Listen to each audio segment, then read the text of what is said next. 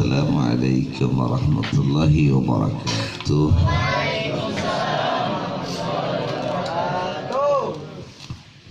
Alhamdulillah, alhamdulillahilladzi anzala dinal Islam li sya'adatil bashar wa ja'ala al-aqla allazi bihi ta'allam bi al-bashariyah wa ta'allam bi laylah ahad fa insyaallah nadu alaihi bil barakah. Hamdan syukran lillah haula wa la quwata illa billah wa ba'du. Yaqulu subhanahu wa ta'ala wa ma kana Muhammadun illa aba. Sadaqallah.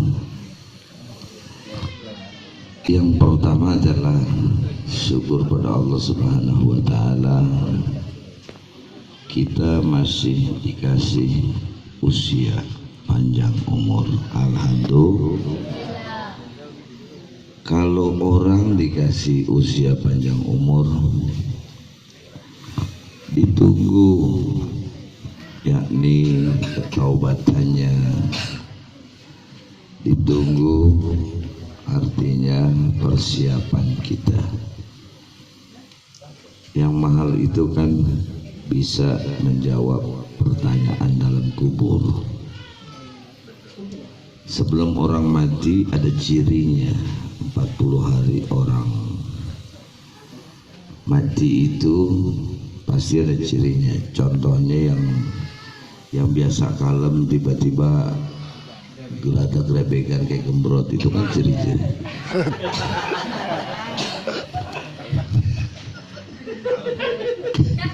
Ya, ciri-ciri orang mati begitu. Ya maksudnya bukan dia, ada orang kayak dia gitu. Mati.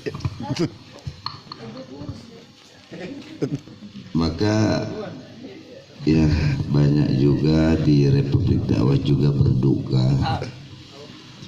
Ada murid saya namanya Ustadz Edi Maulana Mansur, kemudian donatur kita barusan juga meninggal, Haji Maman Bening.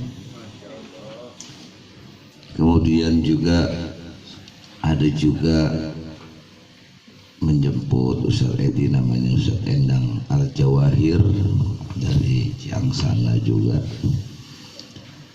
dan juga banyak lagi. Ya, kita ini semua lagi nunggu entah kapan, kan begitu ya. Mungkin yang lagi megang HP ya tiba megang HP doang ya, bukan berarti mau dipakai kita megang HP itu betul Jatuh, Pak. Ya udah pasrah aja, nggak usah gemeter. Yang nangisin juga jarang.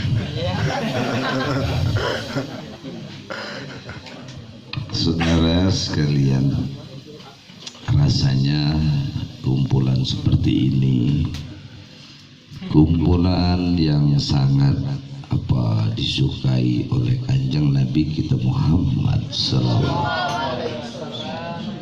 Nabi kumpul namanya itu Darul Arqam, perkumpulan beliau. Sahabat itu setelah kumpul kemudian dia menyampaikan sesuatu, kekurangannya ini, kelebihannya ini, menghadapinya ini dan lain sebagainya terus.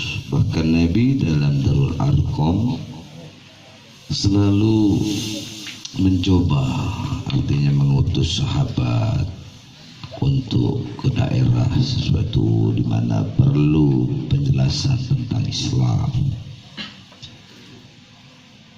Dan juga ada juga yang bertanya gitu loh, seperti Hudzaifah, kemudian Abu Sufyan, Mu'adz bin Jabal. Jadi sahabat-sahabat Nabi itu sam'an wa ta'atan, dengar dan taat bagi bagaimana ketika saat diperintahkan sama Nabi, seperti apa tahkumu bainan nas. Kalau sahabat disuruh sama Nabi, apa tahkumu bainan nas, hukum apa yang kamu kasih kalau menjumpai manusia? Sahabat menjawab, Fabil Qur'anil ajiz, artinya ada di dalam Al-Quran. Fa'ilam tastati, kalau nggak dapat di Al-Quran, Fabi sunati Rasulillah sallallahu. Tentu dari perkataan engkau, kemudian kajian yang kau berikan padaku. Fa'ilam tasjadi, kalau nggak didapetin dari hadis, kemana lagi kata Nabi? Fabi ro'i. Nah, ini kalimat ro'yu ini yang mahal. Artinya sahabat diangkat jempolkan oleh Nabi bahwa berarti ini orang ini memang ada ro'yun. Kita tarik ulur makna ro'yun, seperti itu. Nabi Ibrahim alaihissalam ketika hendak menyembelih anaknya dengan mimpi, lalu dikatakan begini, ya bunaya, ini arufil mana anni asbahuka panzur maztara, begitu. Ro'a ya ro'a, kulantaran ada domir mustatirnya anta, domirnya mukhatabah, jadi taruh, kan begitu. Bimana ro'a inilah bisa dikategorikan pendapat, bisa dikategorikan pemikiran, bisa dikategorikan win-win solution dalam kehidupan. Lalu pertanyaan lahir, apakah di dalam diri kita ini ada ro'yu? Kalau di dalam kitab Lataiful Isyarat itu ada kalimat al-amrul khaliqul lil adah liyajharu sidqi bittahad. Tidaklah perkara urusan apapun Allah kasih, yakni kecuali bittahadi, ada tantangan. Bagaimana ada tantangan? Satu ketika kita kenal Al-Imam Hasan Basri, Bakti min Baktil Aulia, seorang Palembang waliullah. Ketika bangun pondok pesantren, Imam Hasan Basri ini didatangi sama tukang bangunannya gitu. Ini tukang bangunannya bingung, kusen udah diukur sekian, pas dipasang kagak pas, kurang. Padahal ukurannya udah pas nih, meterannya nih sekian-sekian, dipotong nggak pas. Sampai 3 kali nanya sama Hasan Basri, ya Syekh, saya ini udah berkali-kali mengukur ini kok nggak pas mulu, ada lebihnya kadang ada kurangnya gitu. Lalu Imam Hasan Basri Ba'dil min Aulia ini bilang, coba ikrar kaman, ulangi lagi. Kemudian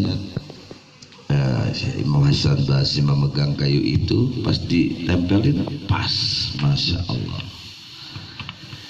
Ada Kiai Haji Abdullah bin Nuh, ulama Bogor terkenal itu, ketika masjid di mana saat itu ingin menyamakan satu persepsi tentang kiblat, ulama ini menyatakan ini rada nyorong ke kiri sedikit, yang ini bilang ke kanan sedikit, agak beda gitu loh. Ini ulama ribut gitu kan. Kiai Haji Abdullah bin Nuh saat itu, beliau seorang gurunya Kiai Syukron Makmun juga, ulama besar juga.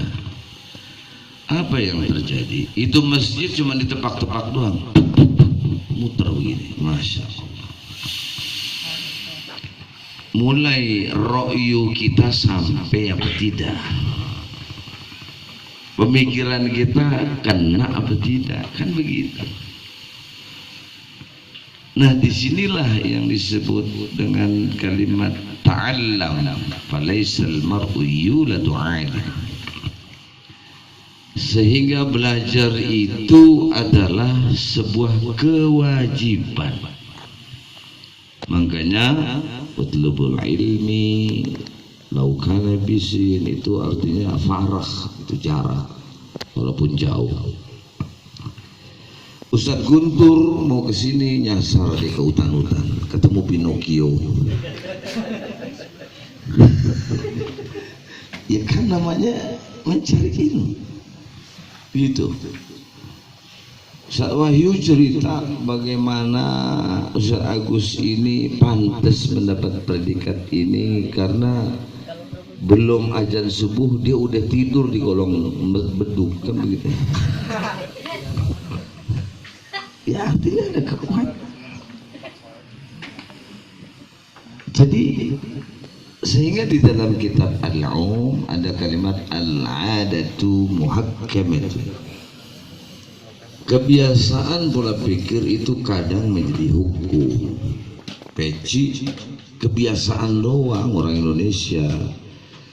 Jadi kayaknya kalau pakai peci itu kayak mau sholat, kan begitu. Karena kebiasaan.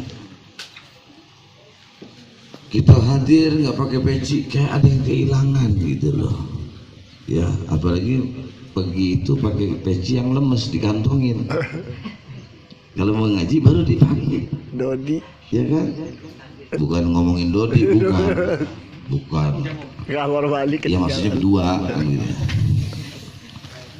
Jadi, yuk kita berpikir gitu loh. Yang salah di mana nih? Sindromnya kemana gitu? Oh ternyata kalau kita gali, kita malu dengan siapa? Ulama yang al-arifin. Ada kalimat ulama al-arif bilang la tankudu alal islami urwatan. Janganlah kalian itu buang Islam walaupun sedikit. Kebiasaan-kebiasaan yang memang di kampung itu mau pakai peci kah, sarung kah, tahlil, ini sesuatu anak ada. Sehingga kalau dilawan lagi kalimatnya man tarokal adawa. Siapa yang ninggalin kebiasaan adawa jadi musuh. Ya makanya kita berpikir kemarin Habib Ali bin Smith Al-Kahf itu benar-benar tegas beliau katakan begini, kami ini kelompok banyak, bisa aja gendera perang kita lawan kepada mereka secara fisik, bisa aja kelompok kami ini melawan situ karena kelompok situ minoritas. Ini Habib ini sudah tegas, maksudnya terfokus kepada Wahabi, kepada Syiah, kepada komunis, kepada liberal, semua begitu loh. Jadi sesuatu hal kalau sudah ini ngomong seperti ini harus kita udah ingat-ingat ya. Kita beramal dibilang sesatlah, dibilang ini udah mulai ro'yu kita.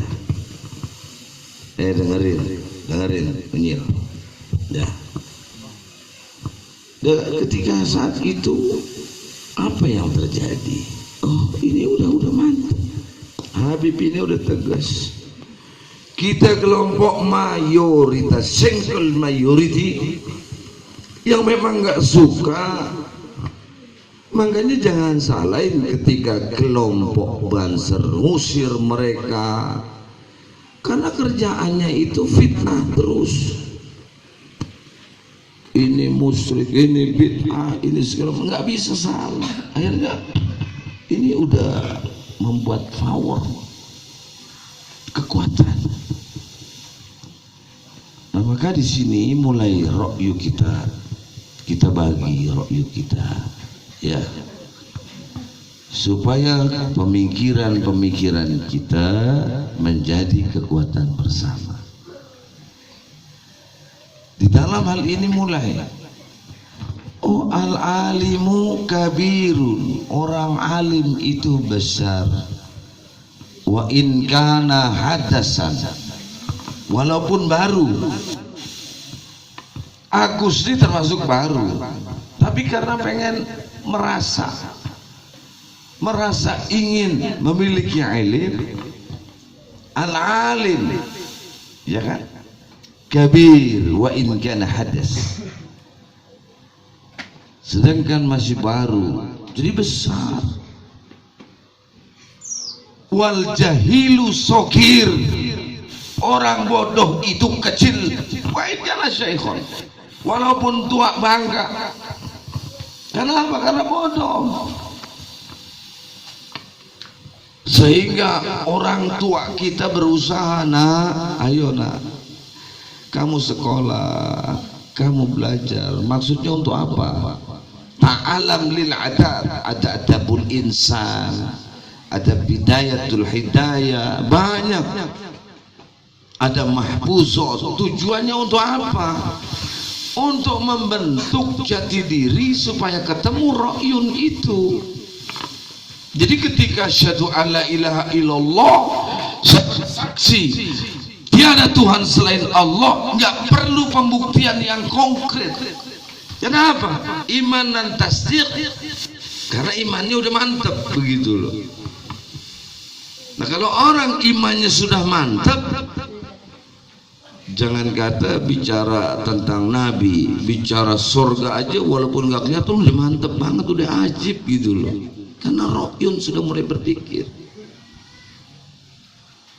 Seketika masuk paham Mu'tazilah, paham-paham Khawarij, paham-paham yang sektenya keluar dari lantadilu mata masaktum bima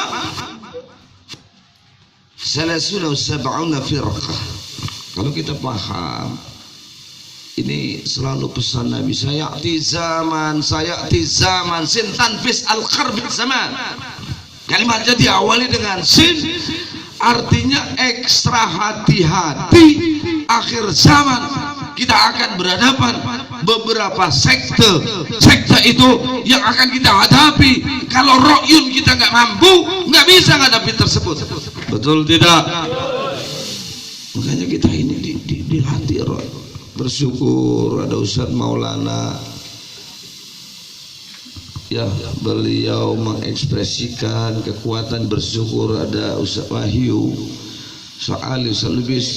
Kita bangga bangkitnya asatiz. Kenapa? Karena kita akan tunjukkan pada mereka.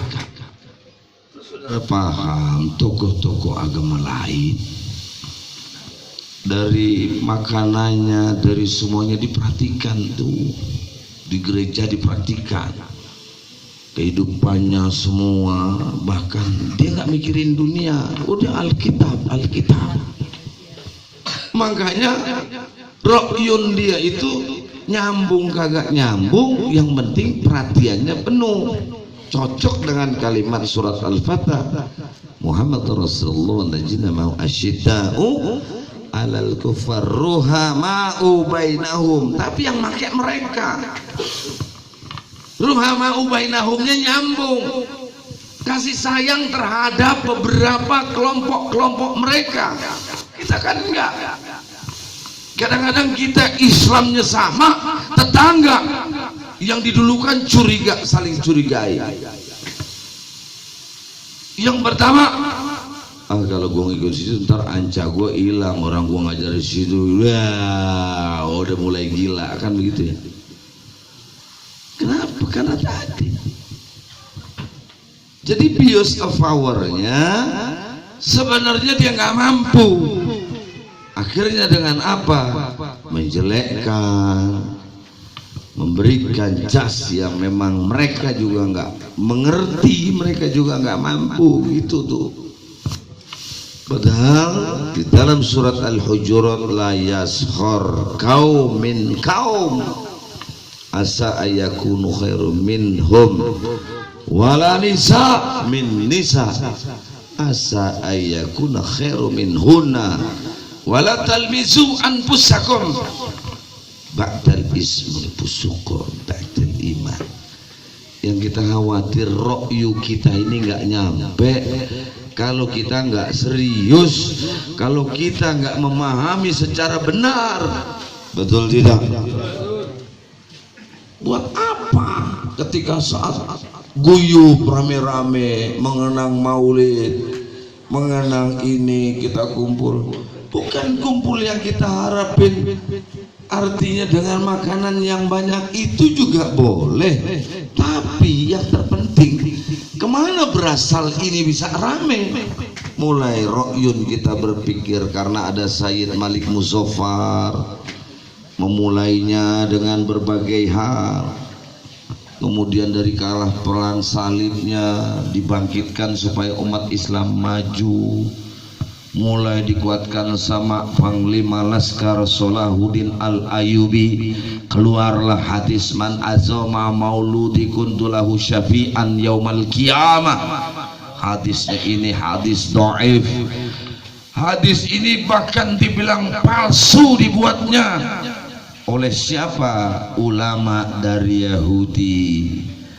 Padahal bukan hadisnya yang palsu, tapi orangnya ada yang kurang amanah, seperti pernah ngomong bohong itu kan seperti itu, kata-katanya benar. Ternyata ada satu sense of belongingnya untuk ro'yu orang-orang kafir tersebut. Apa? Seandainya kalimat ini man azama mauludi kuntulau syafi'an yang dibenarkan, niscaya kafir pada tunggang langgang. Kenapa? Kumpulnya baru maulid aja begitu kompaknya, makanya diembus-embuskan bid'ah, diembus-embuskan palsu. Ini berasal dari ulama Yahudi wan Nasara. Akhirnya terdeteksi ini ketakutan mereka. Akhirnya dikaper sama negara pertama, kerajaan terbesar yang di dunia pertama adalah England, Inggris. Jadi yang pertama ada negara, ada kerajaan itu Inggris.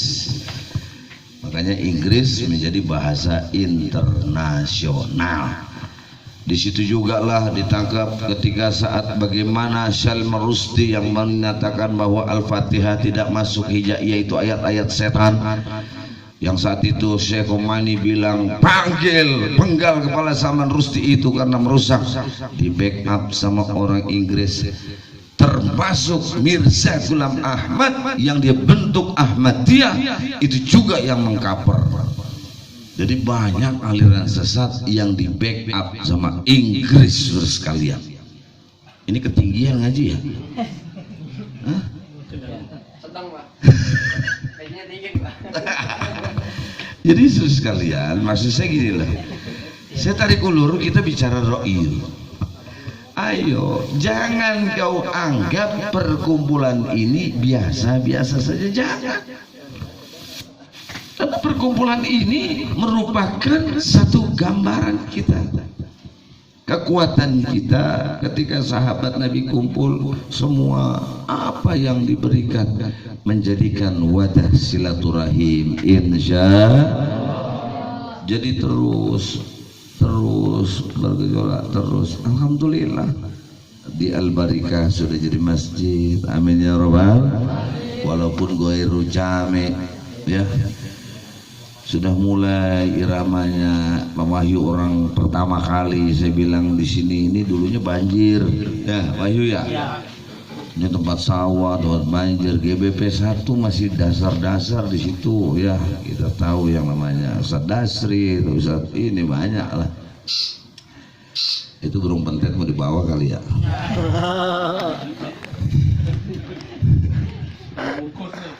Jadi Jadi seperti itu. Ayo kita mulai ro'yun kita pemikiran.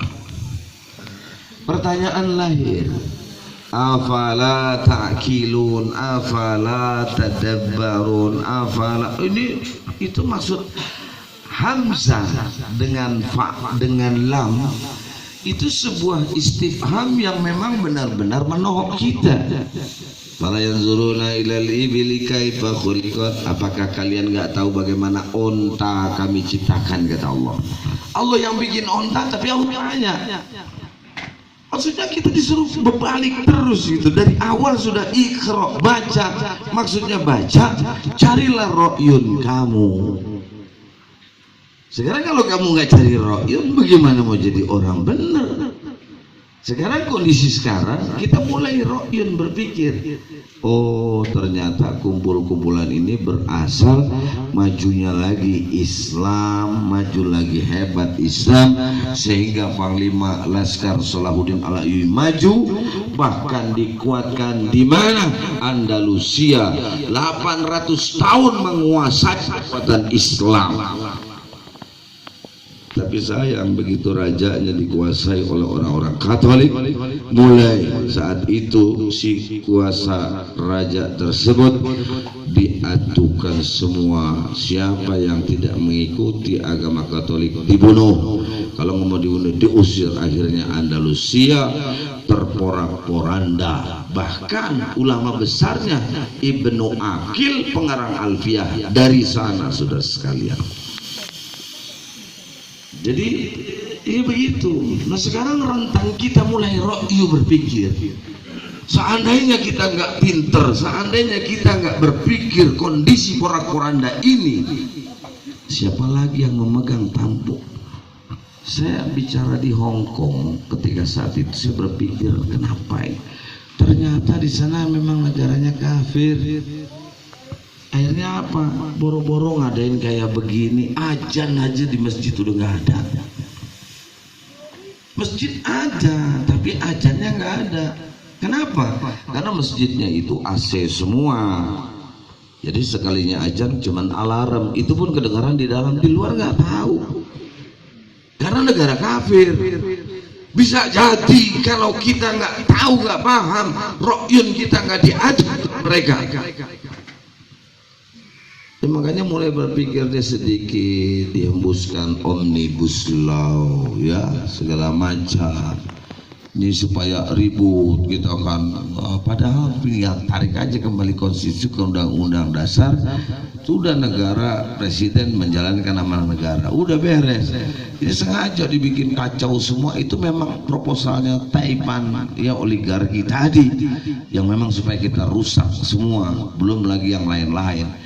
Pertanyaan lahir, boleh nggak kita yang kecil-kecil kayak begini ngomongin wajib? Loh kenapa wajib? Di Palestina itu anak kecil udah main senjata semua. Kenapa kondisinya begitu? Ya mulai ro'yu berpikir, anak-anak kecil PAUD itu udah megang-megang senjata AK. Nah kita kan boro-boro. Banyakkan bercandanya, banyakkan buang mainnya, banyakkan HP-nya.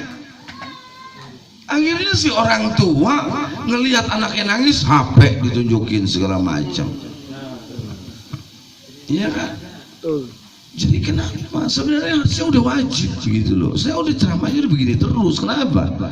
Di Palestina itu hujan peluru, mereka nggak kabur. Kita mah baru hujan air aja kagak ngaji, goblok apa enggak? Ada nggak di sini orang yang begitu? Mana?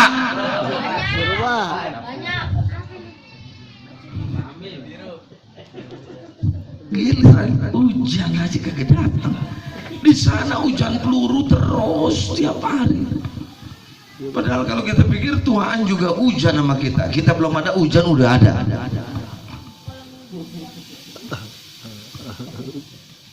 Iya, ini kadang-kadang terbalik kepala kita.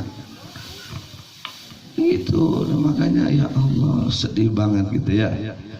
Jadi ayo kita mulai ro'yu kita bangun, harus wajib. Bagaimana 5 tahun 10 tahun yang akan datang kalau kita terlena melihat anak sedikit nangis kita HP, mana terus dicicil, nggak akan ada kekuatan. Sedangkan Nabi sudah ajarkan alimu sobiali sab'i sinin, ajari anak kamu umur 7 tahun sholat, wadribu alaih bil asar, pukul kalau 10 tahun tidak sholat, artinya pukul secara ilim, bukan pukul pakai lu nggak sholat sialan, bukan begitu, itu kan bahasa majas. Kalau majas kan begitu, zuljilat sayatin, Ramadan datang setan diikat, ya orang setan aja bisa nyaru rantai. Ya maksudnya kita mau nggak puasa malu, kan begitu, itu bahasa majas. Belum lagi kata Nabi, atibu auladakum biqatabi Yahudi wa Nasara, ajari anak kamu benci kepada Yahudi dan Nasrani. Wow, susah lagi, berat lagi. Kita boro-boro ngajarin anak kita itu benci sama Yahudi dan Nasrani. Ya, saya bukannya bicara sara, bukan. Wajib. Untuk apa? 10 atau 20 orang kita nggak ada yang umur panjang. Saya tahu ketika siapa sih punya murid banyak, kadang-kadang dia lebih dulu. Saya pikir begitu. Kita juga nggak tahu apa saya habis dari sini dicabut sama Allah, saya nggak tahu, apalagi Indra juga nggak tahu, Pak Agus nggak tahu. Mudah-mudahan nih bapak yang duluan semua, amin.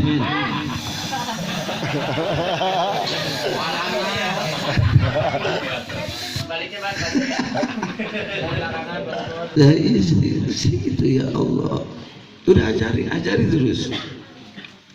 Kenapa sih bilang harus diajar? Supaya diangkat, tarfa min ra'yuk, angkat itu pemikiran. Kita emang nggak ngerti bagaimana permainan mereka secara siasat, tapi kita punya pandangan, ya ketika anak itu di dalam kitab Uqudurjen, hakuz zauz al zauza, haknya istri sama suami gimana, hakul walad alal hakul walid alal, haknya anak dan haknya orang tua, itu udah ada semua. Anak yang usianya umpamanya sudah agak besar balik, kamarnya harus pisah, jangan bareng. Nih anak umur 20 tahun masih bareng ya bertiga. Jadi itu udah ada, parah, itu ajaran-ajaran. Begitu anak emang buru-buru menikah, nikahkan, panggil si calon suami, sayang, ngerti saya dari kecil, saya serahkan kepada engkau. Itu ada cara-caranya. Itu kenapa? Ada ijab kabulnya semua kehidupan. Kalau nggak ada ijab kabul, nggak ada kekuatan. Makanya dalam nasoih itu selalu sebelum bicara makalah, ajazani, telah mengijazahkan kepadaku. Tuh artinya ada kekuatan. Kekuatan apa? Kekuatan kita punya memo. Saudara kalau mau ngelamar ke kantor, nih dikasih surat sama orang besarnya, presiden atau presiden direktur, tolong kasih bapak ini, bawa itu surat, langsung sampai ke atas. Ya sama. Azama yu'zimu azimatan. Azimat dulu yang disebut dengan azimat itu macam kayak protokoler untuk memo kita kepada Allah. Makanya Pak Iza azamta fatawakkal Allah. Begitu. Jadi jangan main-main bahwa hal-hal seperti ini dibutuhkan keseriusan, memang sandaran dari berbagai hal. Karena kita kurang bersandarannya, sehingga dianggap satu hal bercanda, dianggap satu hal kekacauan, akhirnya ragu-ragu. Padahal al-ilmu nurun, bukan al-ilmu kan nuri, tapi al-ilmu cahaya. Jadi definisi ilmu ketika ma'rifat dia berhubungan dengan nakiroh, ini berarti ada yang tolak belakang. Jadi nggak mau ilmu tuh cahaya tuh nggak mau disamain nama ilmu. Artinya ilmu cahaya begitu. Bukan ilmu itu seperti cahaya, nggak. Al ilmu nurun, ilmu itu cahaya, ilmu sendiri cahaya sendiri. Bagaimana memasuk ilmu ke dalam diri kita? Gulung kita, hati kita itu masih banyak bercanda. Beda kalau lagi istilahnya nyantai, baru kita sikapi dengan nyantai tadi. Perbedaan guru dengan murid itu adalah saat belajar. Kita tahu huruf A, O, A begini, B begini. Udah tahu ya, udah sama-sama tahu. Ya udah kembali lagi sama-sama temen. Tuh begitu. Ya, baru ada kekuatan.